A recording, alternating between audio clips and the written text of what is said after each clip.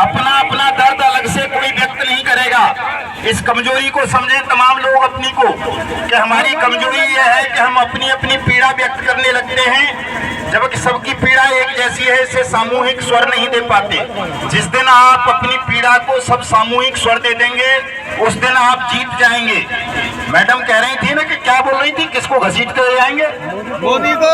निश्चित रूप से घसीटना तो खैर थोड़ा सा अनपार्लियामेंट्री लैंग्वेज है, लेकिन चूंकि प्रधानमंत्री हो, चाहे राष्ट्रपति, चाहे मुख्यमंत्री, चाहे कोई डीएम, चाहे कोई एसपी या कोई जज या कमिश्नर, ये सब जनता के सेवक होते हैं और जनता की सेवा करना, जनता की न्यायपूर्ण मांगों की पूर्ति करना शासन में, प्रशासन में बैठे हुए प्रत्येक व्यक्ति का धर्म होता है, कर्तव्य होता है, ड्यूटी होती है। और मुझे ऐसा लगता है कि आज खास तौर से हमारे ठगी पीड़ितों के मामले में, अन्य मामलों पर मैं चर्चा नहीं करूंगा, लेकिन ठगी पीड़ितों के मामले में कानून बन जाने के बाद भी 6 साल होने को जा रहे हैं, किसी एक व्यक्ति का पूरे देश में सरकारों ने भुगतान नहीं किया।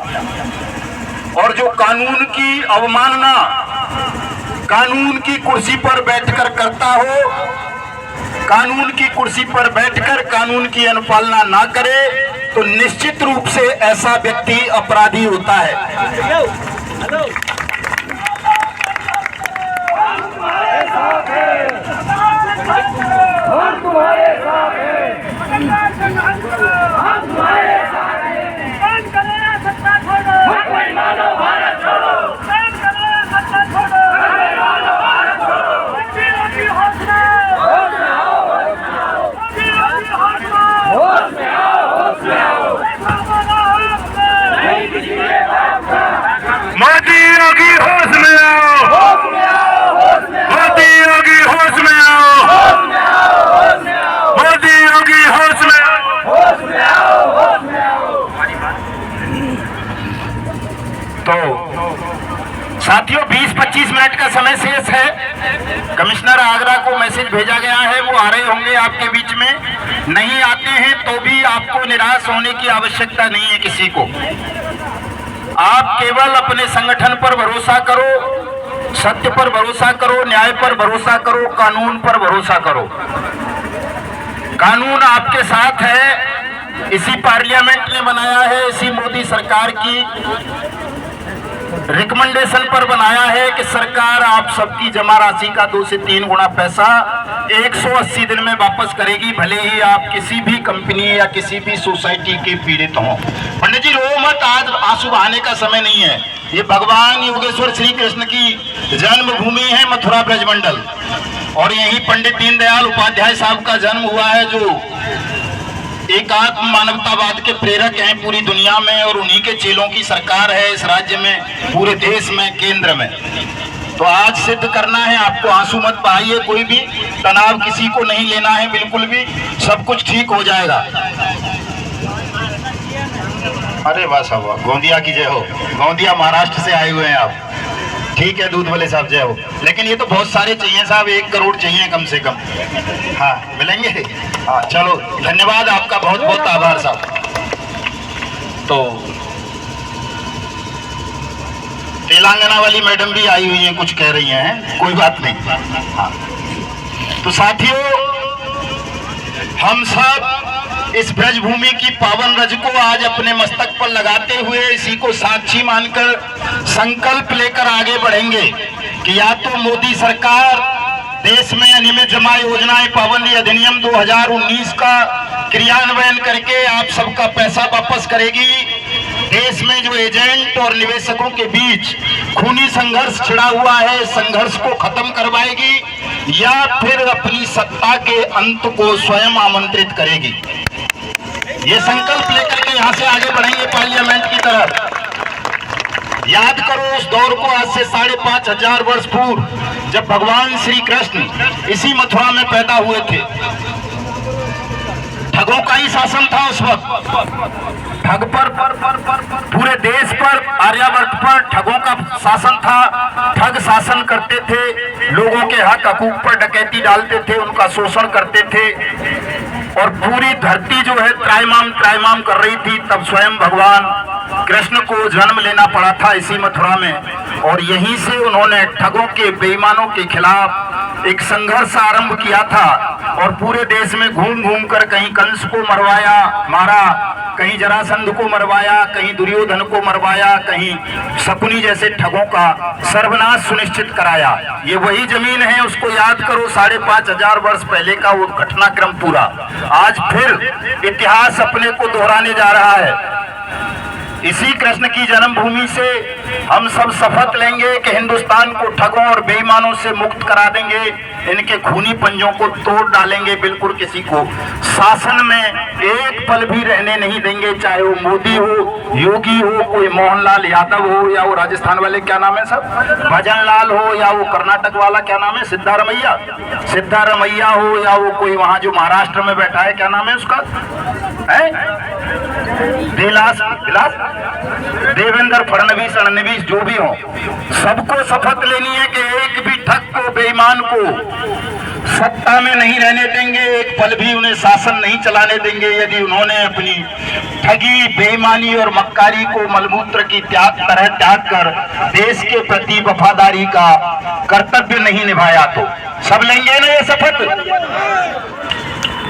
क्योंकि साथियों, शासन में बैठे हुए लोग ही छल कर रहे हैं आपके साथ, ध्यान रखना इस बात को।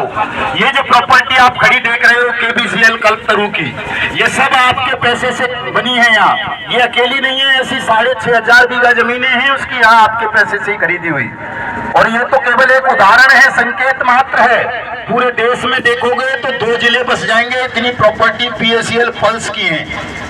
आदर्श की प्रॉपर्टियां सिरोही से लेके अहमदाबाद तक दुनिया भर की हैं। सहारा इंडिया समूह की प्रॉपर्टी आप देखोगे तो पूना से लेके बंबई तक और उधर उत्तराखंड, देहरादून, नैनीताल और वहाँ शिमला तक और विदेशों तक में है। इसी तरह से वो जो सागा ग्रुप का भाग गया है समीर अग्रवाल, उसकी प्रॉपर्टियां ऑस्ट्रेलिया से लेके अमेरिका और दुबई तक में है साथियों, और ये सब आपके पैसे से खरीदी गई हैं। ग्वालियर यहीं से नजदीक है, आप ग्वालियर में जाके देखोगे तो GN गोल्ड, BN गोल्ड, सक्षम डेयरी और पता नहीं किस किस की दुनिया भर के, GCA के, टोगो के, बाइकबोट, हेलो टैक्सी, टॉप राइड, रोज वैली, पिनकॉन, इनकॉन, साईं प्रसाद, साईं प्रकाश और दुनिया भर की आदर्श, नवजीवन, संजीवनी, 3 लाख कंपनियों की प्रॉपर्टी है। ग्वालियर में भी बहुत सारी प्रॉपर्टी है, हमारे ब्रजमंडल में दुनिया भर की प्रॉपर्टी है ऐसी जो अरबों खरबों रुपए की हैं। इन पर अधिकार आपका है, लेकिन किसने अधिकार कर लिया? सरकार ने भी। किसने? भारत सरकार ने। और आपको भुगतान की गारंटी दी गई है कि आपका DM पैसा देगा, आपका जिला कलेक्टर आपको वापस देगा। ये प्रॉपर्टी पहले जिला कलेक्टर ने गैंगस्टर एक्ट में सीज करवाई थी। अगर जिला कलेक्टर के पास ये प्रॉपर्टी होती तो संभवतः अब तक KBCL वाले लोगों का भुगतान यहाँ वालों का हो गया होता। लेकिन चूंकि आपके प्रधानमंत्री की नीयत खराब थी, नरेंद्र मोदी की, वो आपका भुगतान नहीं करना चाहता था, तो उसने क्या किया? कलेक्टर के अधिकारों का अतिक्रमण करते हुए, बर्ड्स एक्ट को ओवर रूल करते हुए इस प्रॉपर्टी को ED के हवाले करवा दिया, enforcement directorate government of India. और ED ऐसी एजेंसी है जिसे आपका भुगतान करने का अधिकार नहीं है। ED का पाम घुस गया, कलेक्टर बेचारा मजबूर हो गया, वो कैसे आपका भुगतान करेगा, कैसे इसे नीलाम करेगा, कैसे आपका पैसा वापस करेगा। तो प्रधानमंत्री आपका नहीं चाहता कि आपका पैसा वापस मिले, वरना तो पार्लियामेंट ने बहुत सीधा सीधा कानून बना दिया है कि जिस जिले में, जिस तहसील में किसी भी पोंजी स्कीम चलाने वाली company, credit cooperative society, firm, निधि वगैरह की कोई भी प्रॉपर्टी है, चाहे वो चल हो, अचल हो, कैसी भी हो, उनको इलाके का SDM, DM, तहसीलदार, इन तीनों में से कोई एक सीज करेगा, बेचेगा, नीलामी करेगा, सरकारी या प्राइवेट जैसी भी हो सके, और 180 दिन के अंदर अंदर अपने इलाके के ठगी पीड़ितों का पैसा, उनकी जमा राशि का 2 से 3 गुना उन्हें वापस करेगा। कानून बना दिया, इसी सरकार के प्रस्ताव पर बना। नरेंद्र मोदी ही प्रधानमंत्री थे उस वक्त देश के। आपने सब वो वीडियो देखी होगी, बड़ी छाती ठोक के कहा मैंने 3 लाख कंपनी बंद करा दी, मैंने भुगतान की गारंटी का अधिकार दे दिया। लेकिन क्या 6 साल में किसी एक भी व्यक्ति का पैसा वापस मिला? हमारे 5 लाख से ज्यादा एजेंट साथियों ने आत्महत्याएं कर ली, निर्दोष लोगों ने। 1250 सैनिकों ने आत्महत्या कर ली ठगी प्रकरणों का शिकार बन जाने के कारण। एक डीजीपी ने की, पुलिस का सबसे बड़ा ऑफिसर असम का, ठगी प्रकरण का शिकार बन जाने के कारण उन्होंने अपने आप को गोली मार के आत्महत्या कर ली।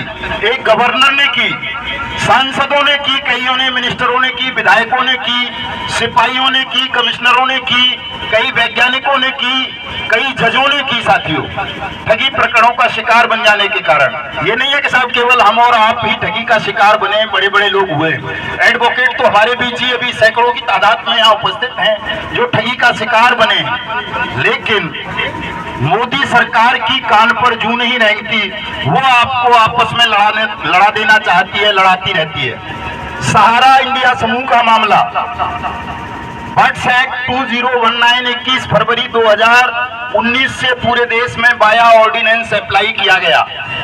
सहारा इंडिया पर रोक दिल्ली हाई कोर्ट ने मार्च 2022 में लगाई और 2023 में जुलाई में, 4 जुलाई को शायद 5 या 4 जुलाई जो भी रही होगी, जुलाई 2023 में अमित शाह ने सहारा सीआरसी रिफंड पोर्टल लॉन्च कर दिया, सुप्रीम कोर्ट को अपने इन्फ्लुएंस में लेके या कहें दबाव बनाकर। सेबी से 5,000 करोड़ रुपया लिया और ये वादा किया कि मैं 45 दिन में सहारा इंडिया समूह के लोगों का पैसा वापस कर दूंगा। लेकिन किसी का हुआ क्या? सहारा वाले इसमें होंगे ना बहुत सारे, किसी का पैसा वापस नहीं हुआ। केवल अमित शाह ने झूठ बोला, चूंकि उसे पता था कि ये ठगी पीड़ित जमा करता परिवार तब जब संगठन जो देश में बट्स एक्ट की लड़ाई लड़ रहा है, अगर इसके साथ सहारा समूह के लोग भी जुड़ गए पीड़ित, तो इनकी संख्या सच में करोड़ों में हो जाएगी और ये मिलकर लड़ेंगे तो अपने भुगतान की गारंटी को, अधिकार को पालेंगे। और अगर सरकार ने इनका अधिकार नहीं दिया तो ये सरकार को उखाड़ के फेंक देंगे। ये एहसास था नरेंद्र मोदी को भी और अमित शाह को भी। याद होगा आपको 31 जुलाई 2023 में जब हमने जंतर मंतर को भर मारा था, याद है ना वो घटना आपको? पूरा जंतर मंतर फुल हो गया था, पार्लियामेंट के गेट तक लोग पहुंच गए थे। उस आंदोलन से, उस कार्यक्रम से घबरा करके सहारा सीआरसी पोर्टल लॉन्च किया गया जो पूरी तरह से गैर कानूनी था। कोई कानून नहीं है देश में ऐसा कि सीआरसी किसी का पैसा वापस करेगी या सरकार सीआरसी के साथ मिलकर कोई रिफंड पोर्टल लॉन्च करेगी। पीएसएल पल्स के मामले में यही हुआ, सेबी रिफंड पोर्टल लॉन्च किया गया। साईं प्रसाद के मामले में अभी पिछले दिनों ऐसा ही हुआ। 25 जुलाई लास्ट डेट थी उस ऑर्डर की सुप्रीम कोर्ट के कि 1 साल के अंदर अंदर सबका पैसा वापस होना था, लेकिन साईं प्रसाद के किसी एक भी व्यक्ति का पैसा वापस नहीं मिला। होंगे ना साईं प्रसाद वाले इसमें भीड़ में है? किसी का मिला है? 1 साल पूरा हो गया, आदेश खत्म हो गया सुप्रीम कोर्ट का, किसी का पैसा नहीं मिला। हमारे जिला अध्यक्ष हाथरस शायद साईं प्रसाद से ही है, राघव साहब पता नहीं कहाँ खो गए होंगे। और वो मैडम हमारी राष्ट्रीय जनरल सेक्रेटरी यहीं खड़ी थी, पीछे देखो वो खड़ी है रूमा जी, वो भी साईं प्रसाद की विक्टिम है। आगे जिला अध्यक्ष महोदय। तो तमाम ढोंग ढकोसले करके सरकार ने आपके संगठन को तोड़ने के लिए, आपके आंदोलन को तोड़ने के लिए, आपके भुगतान की गारंटी के अधिकार कानून बट्स एक्ट 2019 को खा जाने के लिए दुनिया भर के षड्यंत्र, छल, साजिशें आप सबके साथ और इस ठगी पीड़ित राष्ट्र के साथ रची। तो ऐसी बेईमान भ्रष्ट सरकार को यदि आज भी आप शासन चलाने देते हो देश पर किसी भी कारण से, तो साथियों ये आपकी भी कमजोरी है। ठग और बेईमानों को शासन करने का अधिकार किसी भी राष्ट्र पर नहीं होना चाहिए। आज ये कसम खा करके जाओ कि जब तक हमारा भुगतान नहीं कर दोगे तब तक हम तुम्हें शासन नहीं चलाने देंगे, चाहे कुछ भी करना पड़े। भारत माता की जय, भारत माता की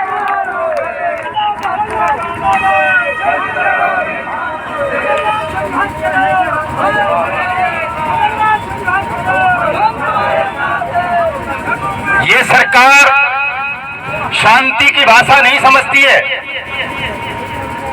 सच्चाई की भाषा नहीं समझती है, सत्याग्रह की भाषा नहीं समझती है।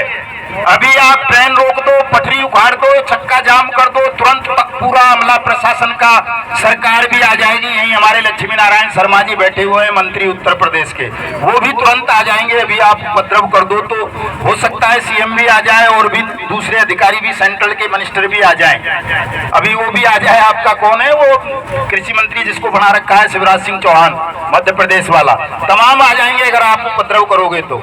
और आप शांति से बात करोगे, न्याय की बात करोगे, कानून की बात करोगे, तो आपको मूर्ख समझ लिया जाता है, भेड़े समझ लिया जाता है। तो ये सरकार भी ताकत की भाषा समझती है साथियों। इसलिए आज आप सबको अपनी ताकत का एहसास भी इस सरकार को करवा देना है कि शांति, सत्य और अहिंसा से बड़ी ताकत दुनिया में कोई नहीं होती। जो रेल की पटरियां उखाड़ते हैं, जो चक्का जाम करते हैं, वो सत्याग्रही से ज्यादा ताकतवर नहीं होते। सत्याग्रह में तो इतनी बड़ी ताकत होती है, सत्याग्रह की ताकत से। अरे चाची रुक जाओ ना, देखो रोटी बनानी होंगी तुम्हें रोटी बनाने की जल्दी में लग रही है, नहीं देर रुकी रहो, थोड़ा सबर देखो। आज सुन तो लो हमारी बात, अरे सुन तो लो आप। अगर धैर्य नहीं रखोगे तो कैसे लड़ोगे इतनी बड़ी लड़ाई को? ये कोई आसान है? अरे माताजी कुछ ना 10 साल, पांडव 14 साल तो जिन वनवास में रह दी गए हैं, 14 साल रहे, 12-13 साल, जिनके साथ स्वयं भगवान श्री कृष्ण पग पग पर घूमते थे, उन्हें शायद 28 या 30 साल लग गए न अपनो अधिकार वापस पाने में, इंद्रप्रस्थ। तो तुम्हारा इंद्रप्रस्थ तो ये पैसा ही तो है जो डूब गए। हाँ तो इतना धैर्य मत खो, इतना आसान ना है।